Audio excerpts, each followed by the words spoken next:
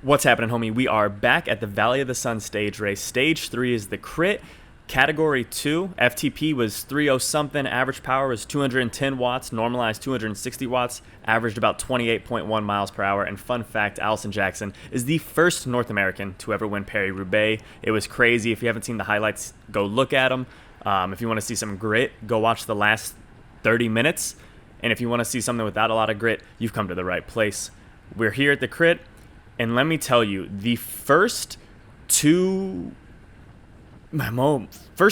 laps of this race were so hard.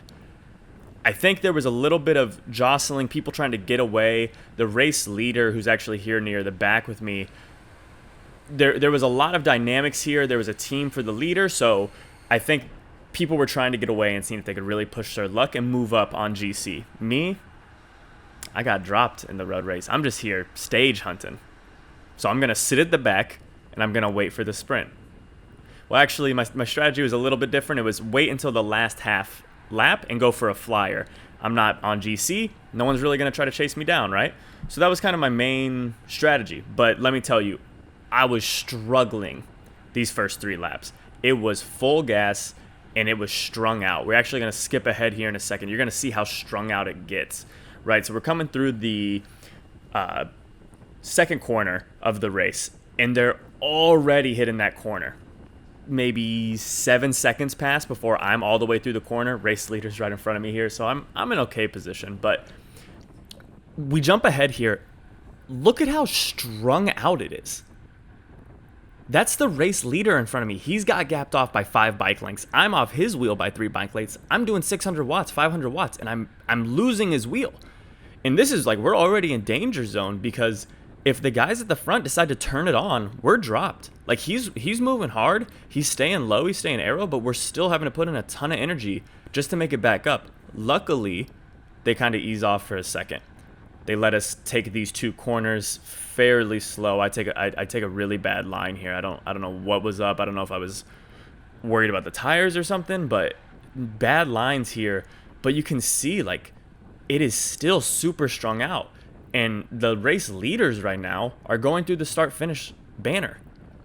I'm like 200 meters back, and I'd actually watched the pro race before this, and I saw this kind of thing happening where, like, this course can get really strung out really fast if, like, 3 guys decide they really want to cook it.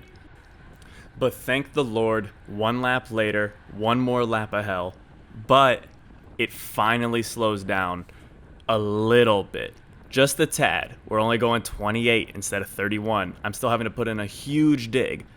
But if the guys at the front hadn't slowed down here, I probably get popped. Race leader's with me. I'm not pulling through. He has to pull through, right? So he pulls through. I jump on his wheel. I get bailed out, unpunished. It's beautiful.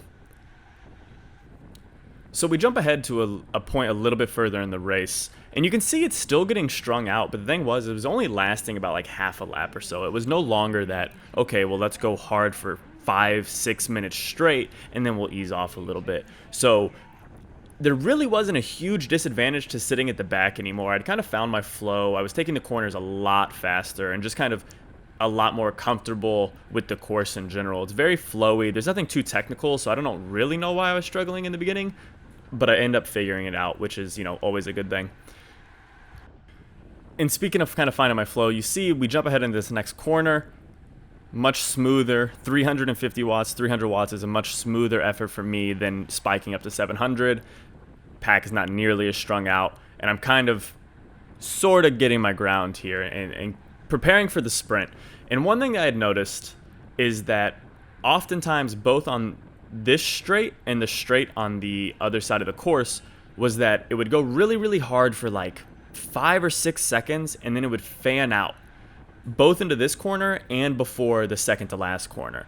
And so that was kind of the strategy I was going to implement, because I'd actually seen this in a prior video of someone who had raced the Category 2 field, was that people will go really hard through the technical sections because you get an advantage. But the second the long straights come, they're just like, well, I'm not going to pull hard anymore. So my whole plan was to come through and just launch with about half a mile to go.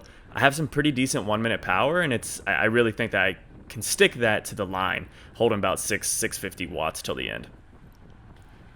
And you'll see what I'm talking about as we come through these two corners about where it gets really wide after the technical section. So you can see it's fairly strung out here because the guys on the front are getting an advantage, right? They're getting to go through the corner a little bit faster than everyone else.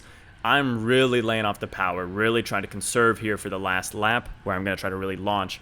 Now, maybe that'll bite me, but I don't think it will, especially here knowing that I can take these corners a little bit quicker if I'm off the back a little bit and have a little bit of a gap to close down. As we come through this corner, you see exactly what I'm talking about. Look at how wide it is. No one's doing any power. They're 4 wide, and we'll skip ahead here to the last lap to kind of see how that plays out and see how my plan unfolds. Again, look at this. 10 wide. No one wants to lead it out. There's very few teams. There's not a lot of team control. It's like teams of 2 or 3. It's not teams of like 8, right? We come into this corner, keeping speed well. Okay positioning. I want to be near the back. The pack had been really, really safe so far, and I really wasn't worried about any crashing. And I'm kind of surrounded with people that I know. I know 207 from racing with them before, so just kind of trusting the people that you're around, trusting the wheels that you're flowing into. And being at the back gives you the huge advantage of being able to catch everyone by surprise, by launching really, really hard. And so that's why I'm positioning myself towards the back on this course purposefully. I had gone into this course knowing how the course plays out. You know, and that's kind of my main strategy here, except for the part where a guy just overlaps wheels or something and crashes in this really simple corner we had done 20 times.